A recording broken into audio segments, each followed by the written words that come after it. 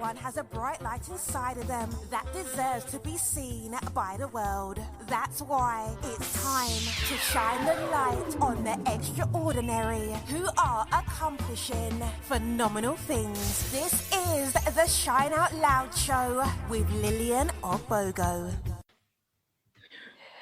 Good afternoon, good evening, good morning, wherever in the world you are, and welcome to another episode of the Shine Out Loud Show with me, Liliana Bogo.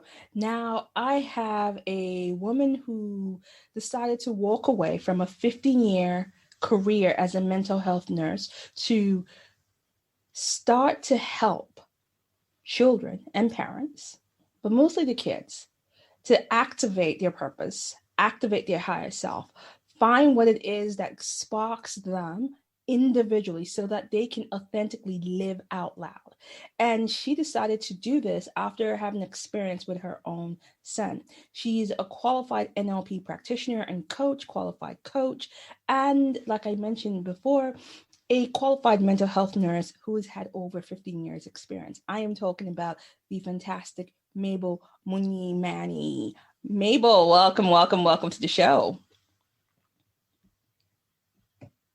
Hi, Lillian. How are you? Good to be here. Thank you so much for this conversation we're going to have.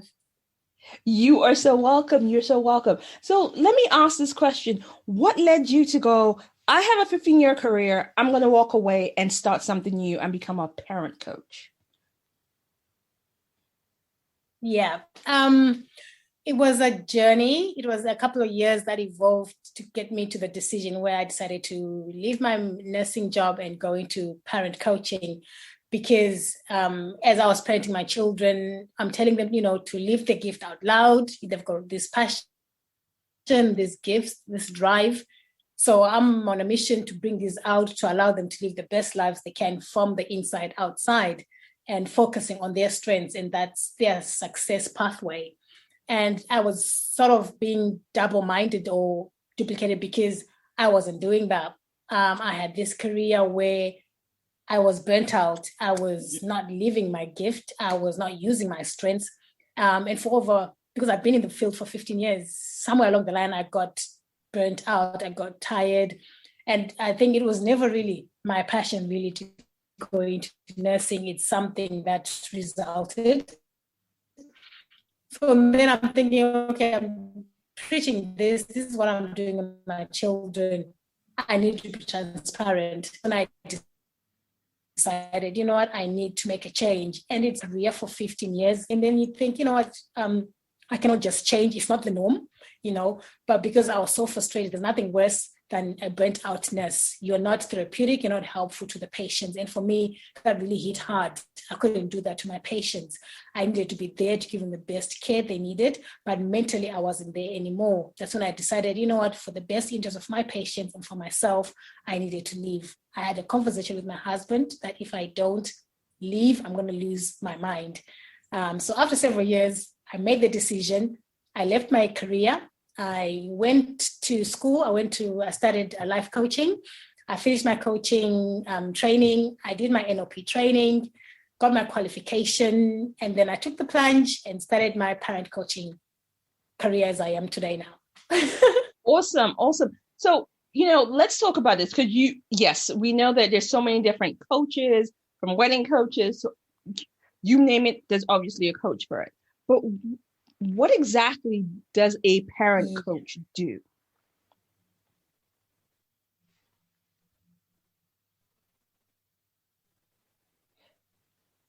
So Mabble, it comes in a whole spectrum. Anything a person can be a coach, but my interests really lie in helping the children.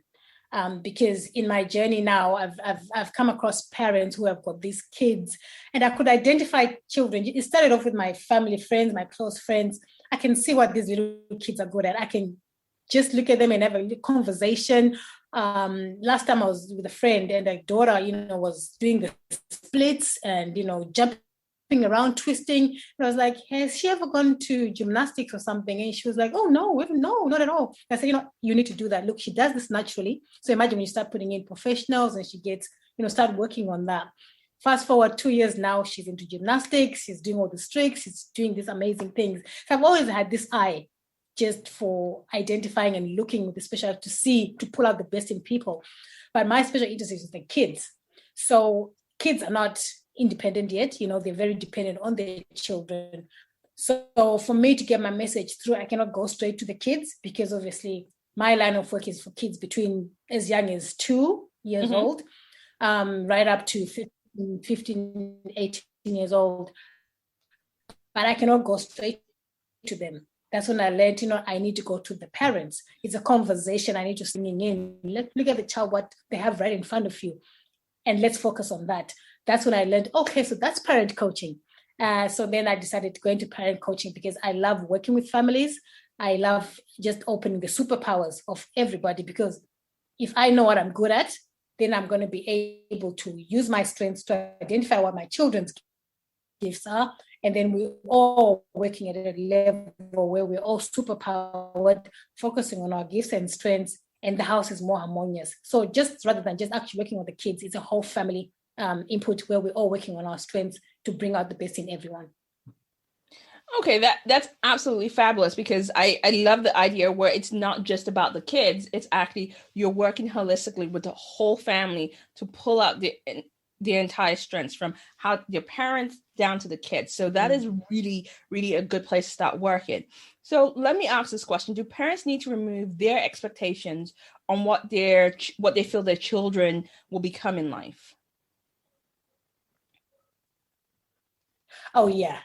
I mean, I think that's the biggest challenge when you're working with parents, because for me, if I always take it back to me, because that's how I came into the whole existence of the whole parent coaching and strengths, because your upbringing affects how you parent. So when I was parented, the main focus was on weakness-based parenting, where the focus was on identifying or figuring what their weakness is, and then let's try to fix it. Let's try to improve this. And there's little progress, advantage, and development with trying to develop a weakness. You can only move it so far. So if you put it in a Richter scale, if a weakness usually goes usually on a 2-3 level, if a scale of 0 to 10. So if you try to improve a weakness, the child's only going to go up to 3 or 4. They're still below average. Whereas if you focus on a strength, the strength is usually 4, maybe a 5, 6, 7. So there's more chance of growth. If we focus on that, put our time and energy and development and skills into that, then they move up to 7, 8, 9. So there's more chance to actually improve on the strength itself than a weakness. So this is what I learned in my own reflection as an adult, that, I had the weakness-based parenting. I did not get any better. Because I focused on something that I was not good at. That's what my parents focused on. And then fast forward, my own children with all these strengths, these athletic abilities, all this boisterousness. Okay, let's put a lot of time in this. Let's see what happens. And actually the trajectory of satisfaction, both for myself as a parent and for my child, you can actually track how high and how quick it goes, because the science behind that, if you focus on a strength, it actually you get better and better. And the sky is the limit, literally, when you're focusing on a strength.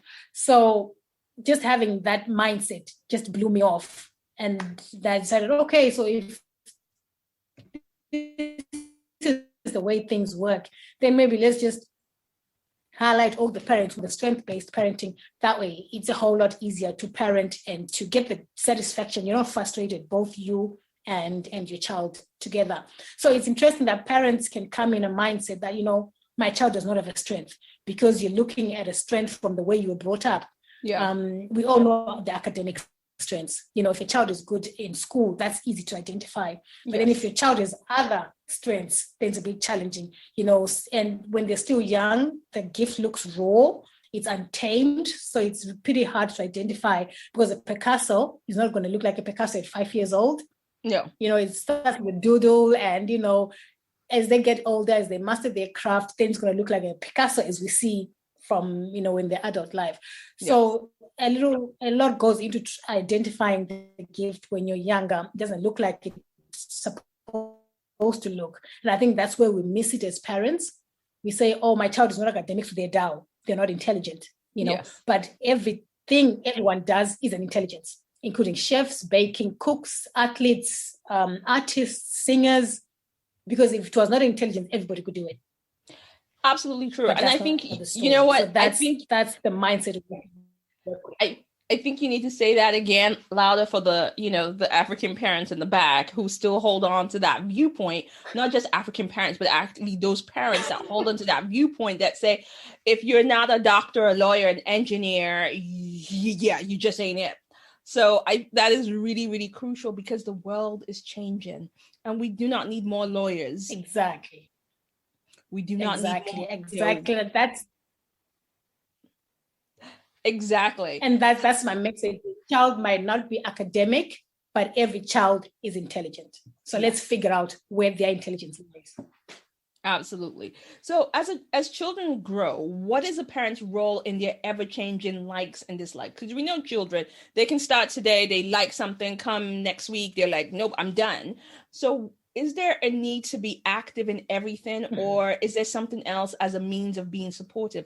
How can you support your child or children while the child is still trying to figure out what it is that they like or dislike?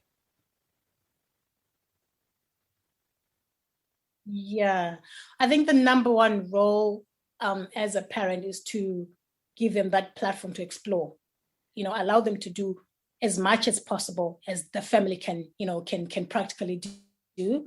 So it can start if you think, it's in school, it's in sports, even in just the daily activities of the family in the house, in your daily goings in and out. You will start to see what sparks your child. Where do they light up? Where do they engage more? What excites them? What holds their attention a bit longer than everything else? And you'll start to see a pattern in your exploration that maybe this is where they're tending to go. This is the consistent pattern.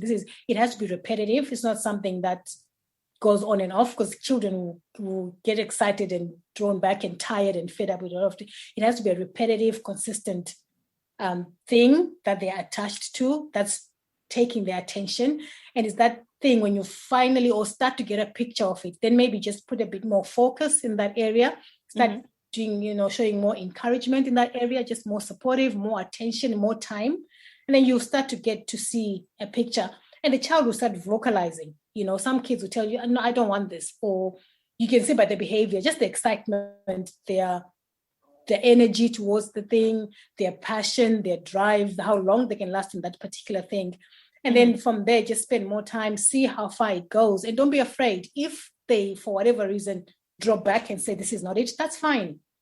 Just be open, just be able to explore and then see how far you go. I think a lot of time we get too afraid to offer the platform to explore. And then at the same time, we get fearful to actually make the decision that, no, this is actually it. I found the thing, and that's okay. They don't have to be good at absolutely everything. Find that little thing, that one thing that they enjoy, and just do that. I think we're both afraid on those two terms. And I think just being confident in, I'm exploring stage now, and actually now I figured out my child is good, and I'm just going to put my energy, time, resources in this particular area. Okay. So you were talking about something that actually struck a chord with me, talking about fear. And sometimes as parents become afraid of saying, okay, should I try this? Should I not try this? But how do you deal with fear when the child wants to do something, obviously is interested, but the child is afraid because they're afraid they're going to fail? How can parents address that whole issue around the fear of failure with their children?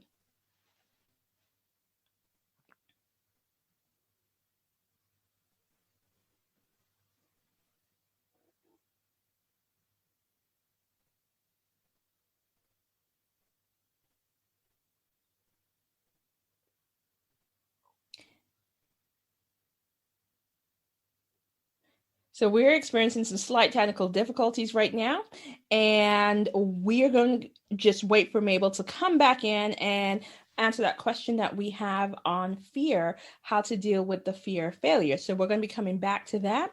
So let's pause for a second. I think she's back at a moment. So Mabel, we were asking the question of fear. How do you help your child who is afraid of failure, but they're interested in something, but that they're afraid to take action on it? How can a parent actually help their children with that? Okay, so if it's a fear from the child, they're fearing to fail, I think part of it is maybe trying to go really back and try to question, where is this fear coming from? It also depends with age. The more verbal and more mature and articulate they are, then it's a conversation you can have with them that, what are they afraid of? And redefining what does fear look like? Because I think kids have a different understanding of the word fear.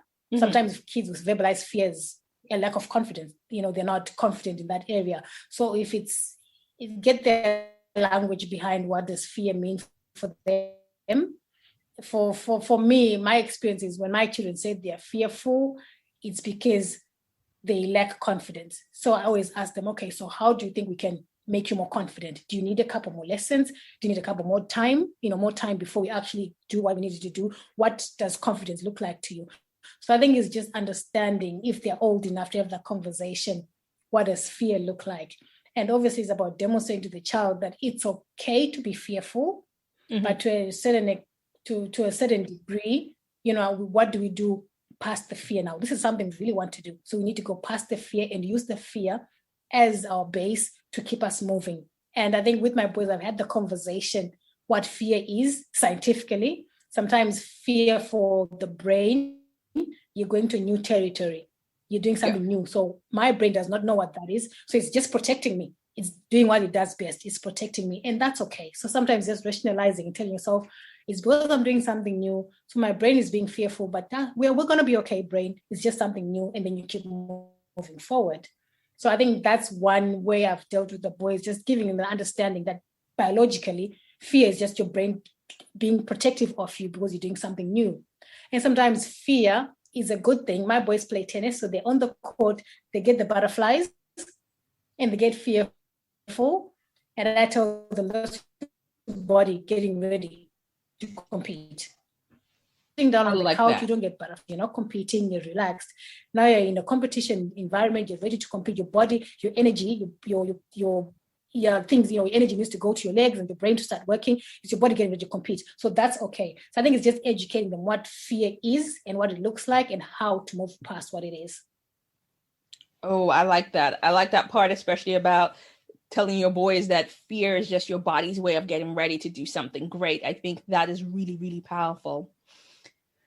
So let's look at some other things. So, the work that you're doing with parents and helping them move forward. So the one thing that you were looking for when you started your own journey, you were looking for a method to help bring out the best in your boys without them feeling like they're broken or they need to be fixed. What did you discover?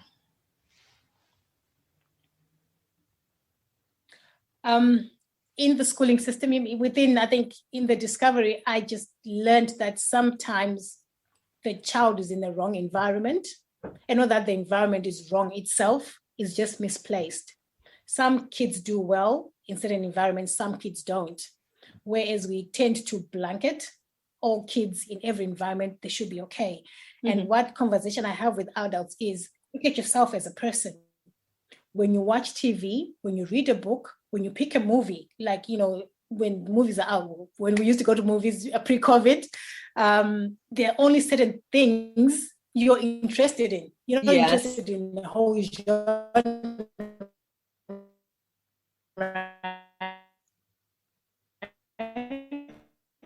of books or movies. I like to read recipe books. I don't read sports books. He reads sports magazines because that's what he's into. So my message is, if we as adults have particular interests, we don't do everything. The kids are exactly the same. Mm-hmm. They're not going to follow into everything. They have to learn everything. But let's find out what they are interested in, and then we'll leverage that to help them learn everything else. So for example, my boys, they love, my middle child, he loves geography. Okay. So what we've done with his learning is he can sit and read the map. He likes to read the atlas. He likes to know borders and rivers and waters, how things work geographically, So what we've done I've leveraged his geography passion to learn maths, So I'll tell him, okay, let's learn about the foreign currency in different countries. UK has got the pound, there's the euro and there's Australian dollars. What's the different rates? What's the exchange rate? Which is the more stronger currency and why? So he's doing maths through what he likes to do. He learns That's about incredible. the rivers and the borders and the travels.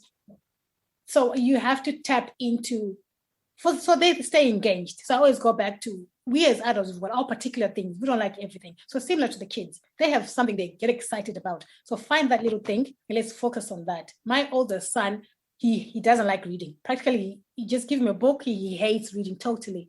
But I had to find a way to make him read. So what we did was, he loves sports. He loves basketball. He loves tennis. He loves soccer.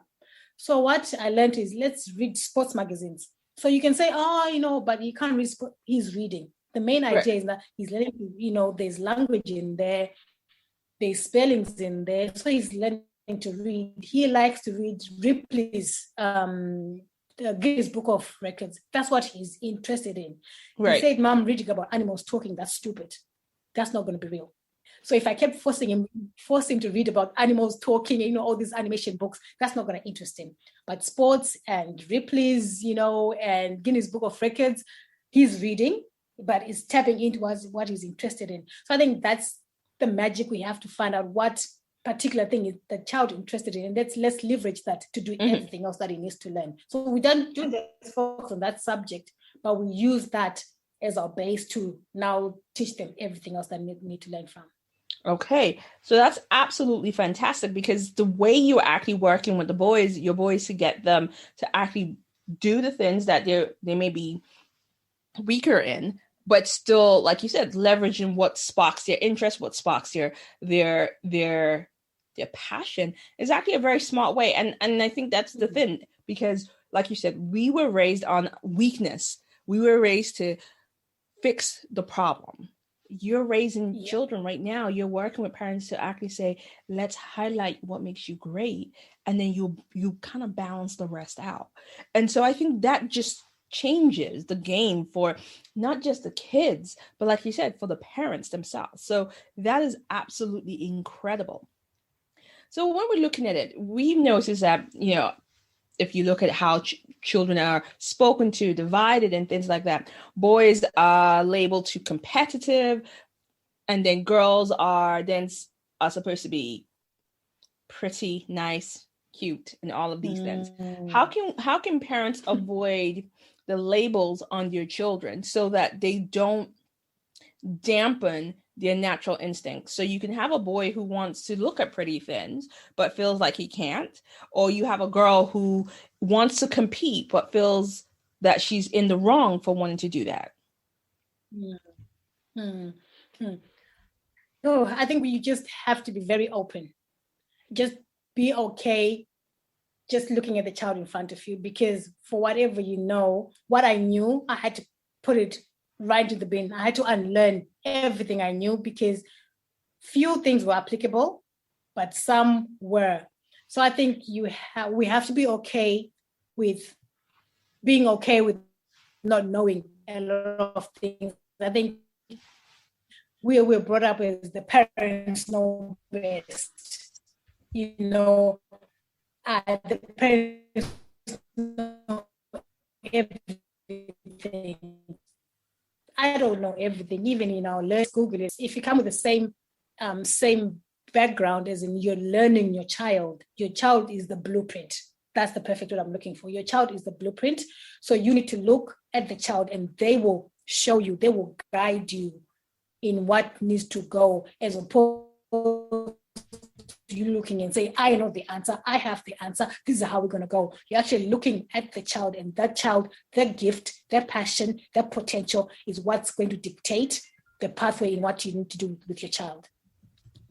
Absolutely. I like that answer. And it's really about being able to see, and I think you said that in the beginning, being able to see the individual that your child is, not this complete blanket, all my children are like this, or all my children should be like this. And I think that's really, really powerful. So one of the things that you talk about mostly is that there are key factors that parents are missing that leads to frustrated children. So we've kind of pointed at one of them being the don't blanket, allow them to play with their strengths. What other things are parents missing that leads to their children being frustrated?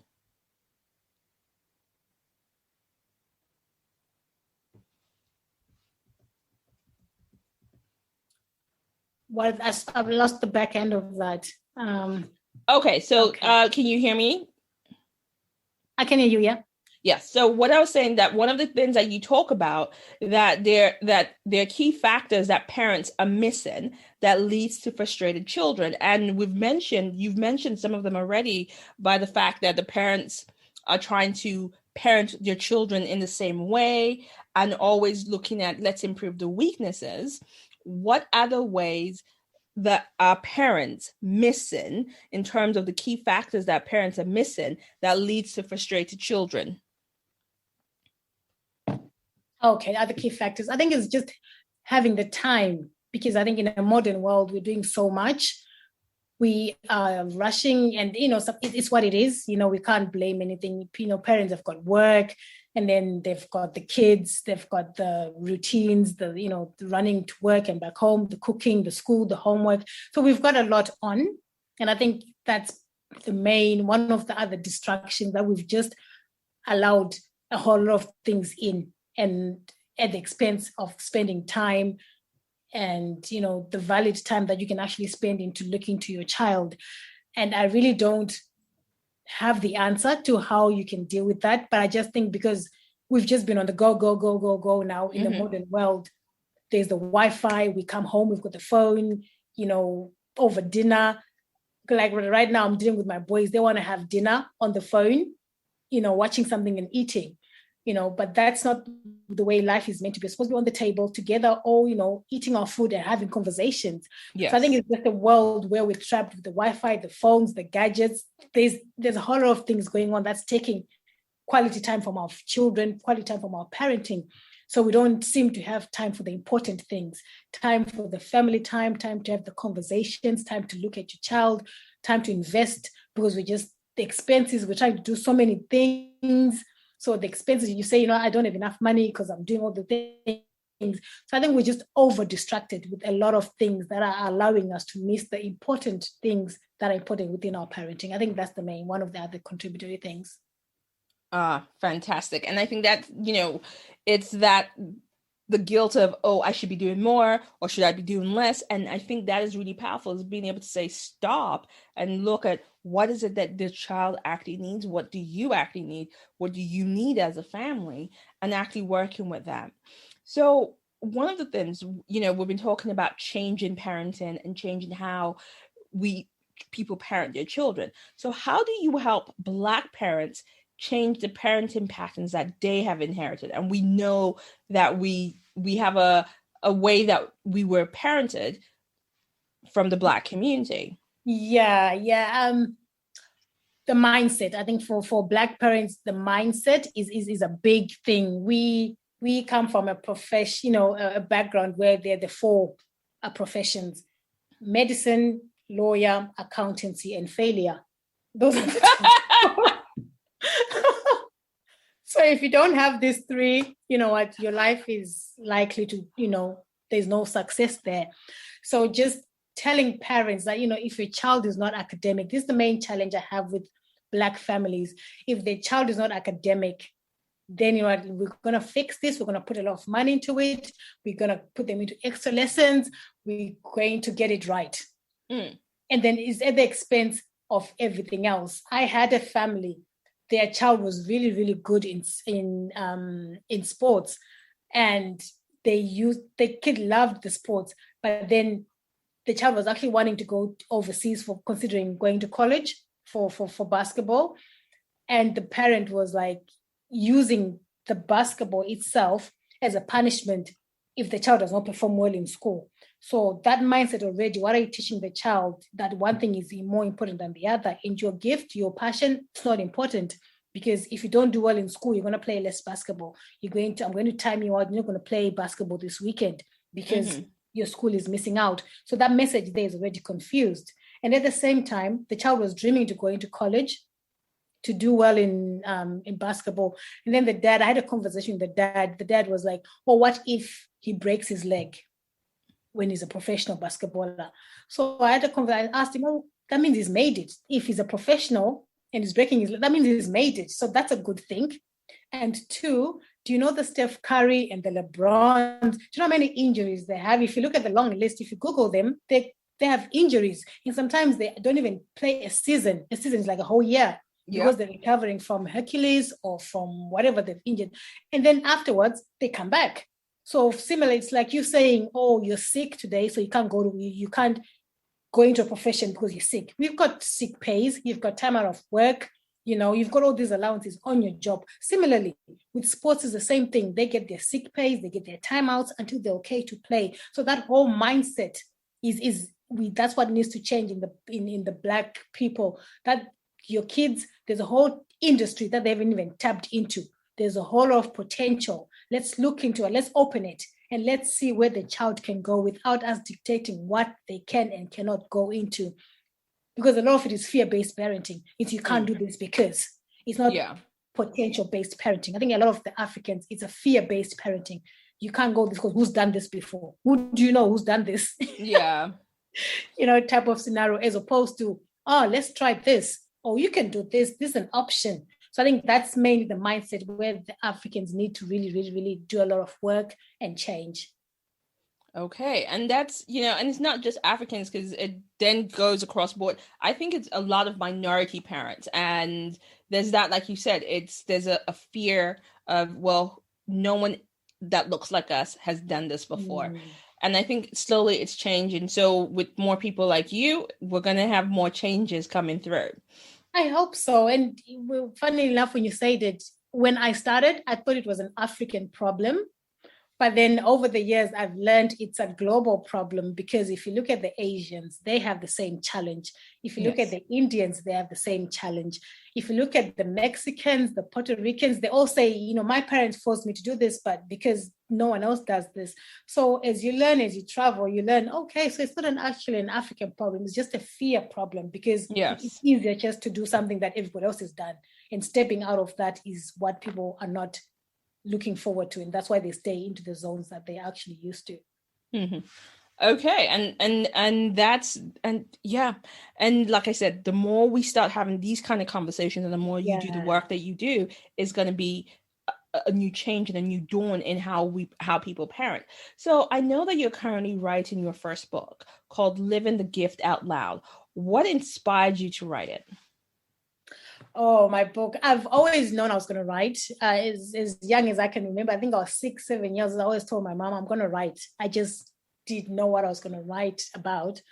But as I became a mom and as I started my journey with the kids, then I actually knew what I was going to write about. I thought, I'm a teacher.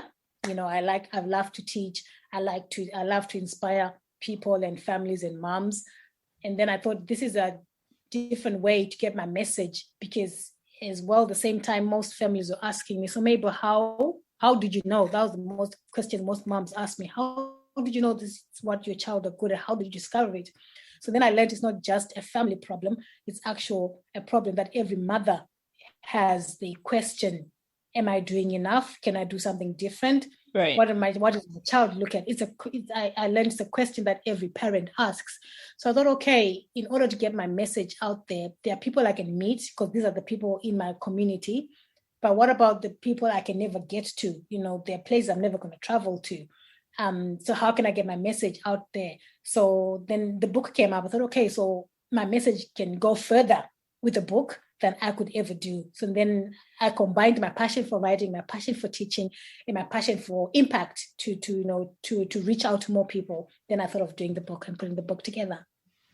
Okay. All right. So when can we expect to see the book in stores and be able to get it? The book, as we talk, is just going through publishing. I was speaking to my publishing agent last week. So we're just going through the last phases now. So everything is done. So within the next couple of weeks, I would say a week or two, everything should be done. It should be ready to come out. So we're just there. It's nearly out. And I'm so excited because I think they told me in the next week or two, everything will be ready to come out. Awesome. So we will keep an eye out for that. And guys, you'll be able to get the book by time the show goes live. So we have come to that point in the show where we talk about our So Loud moment of the week. This is where you get to celebrate a person, a thing, something. You get to celebrate. So, Mabel, what is your So Loud moment? Ooh. That's it, because I'm a crazy positive person. So I usually like to celebrate everything and everybody.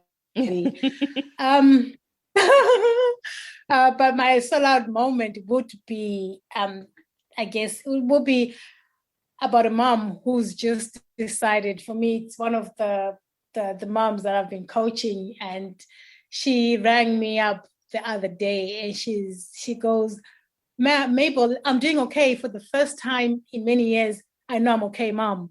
And it's because I've been working and having a conversation with you, and I've been looking at what my children are doing in front of me, and I feel okay.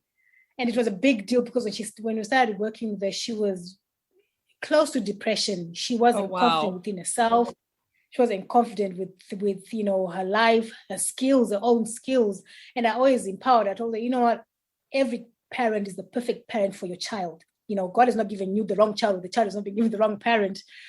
You're the perfect match. And she was totally confused about that. So when she rang me, she goes, Mabel, I think I'm going to be okay. For me, that was the highlight. I'm like, that's fine, because I know an empowered mom, the child is going to be more empowered, because the mom comes with confidence. The child is just going to see that and see that this is what it looks like. This is what confidence looks like. And then we just inherit that.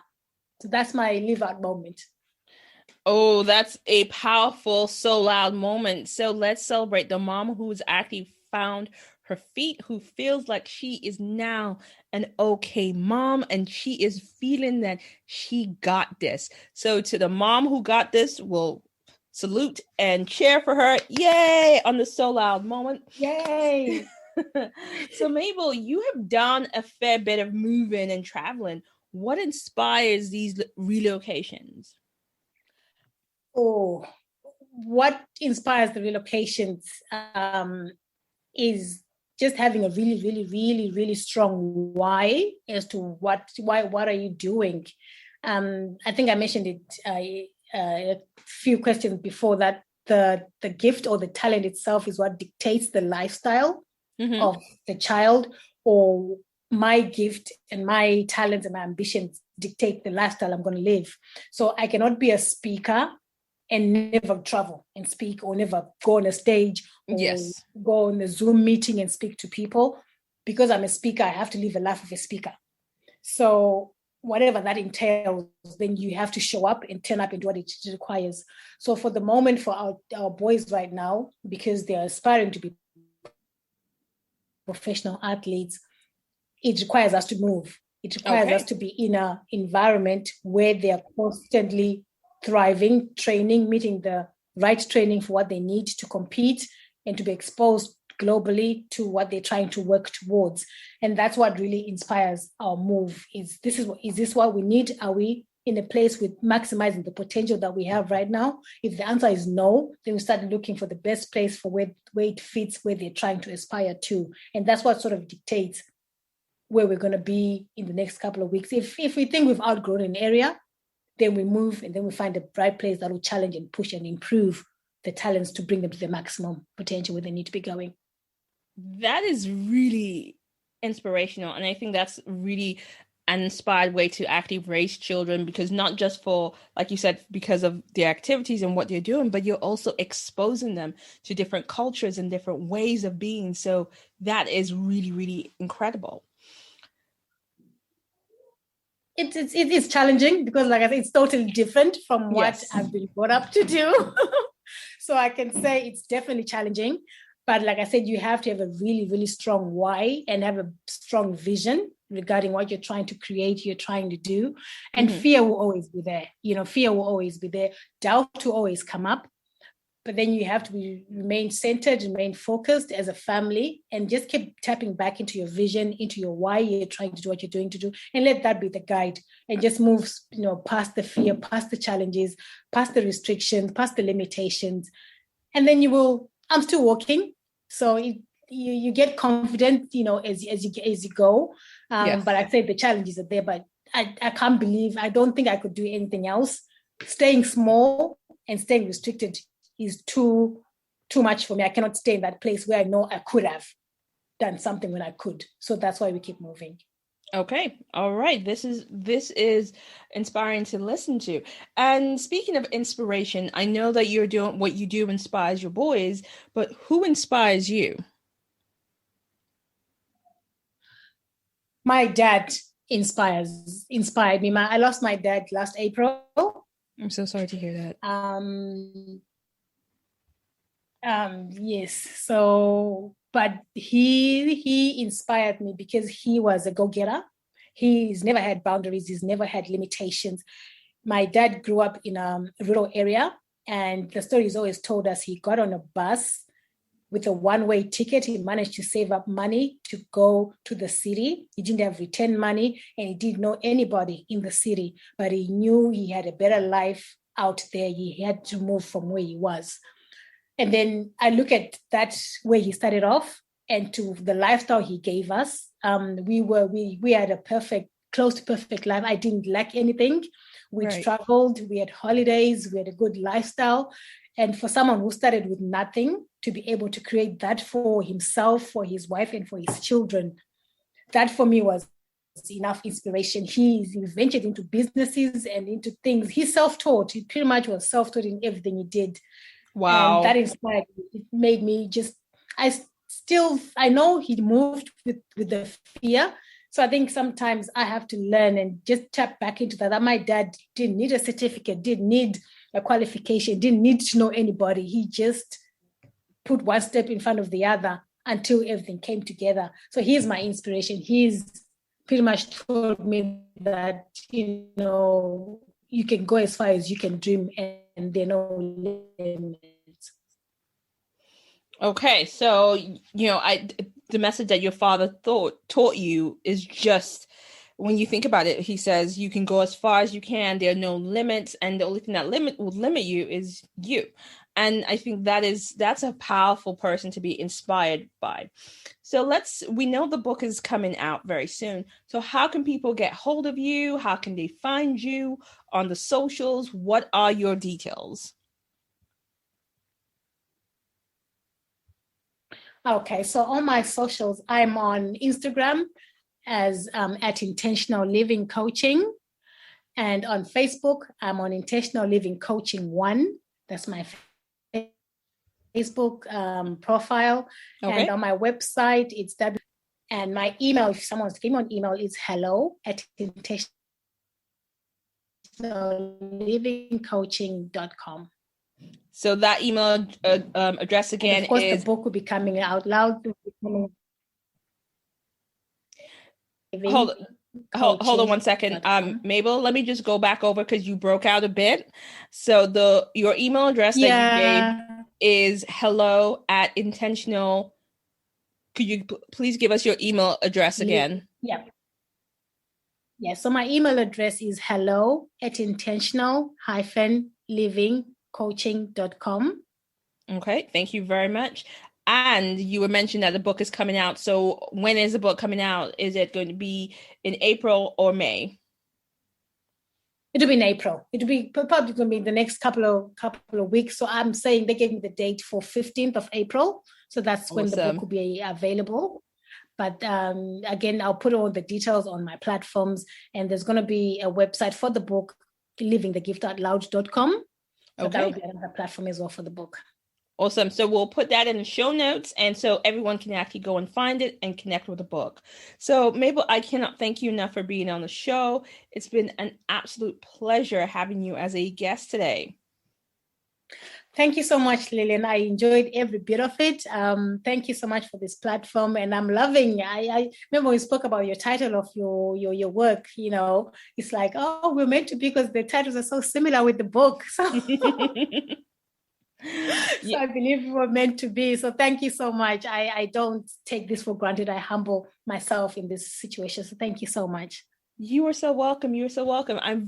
had a real pleasure. And for me, is actually looking as a non-parent at the moment, I'm looking at what my sisters are doing with their kids, what my friends are doing. And this is conversations that we should be having to make sure that we're raising kids based on their strengths, not on their weakness. So it's been my pleasure to have you on the show.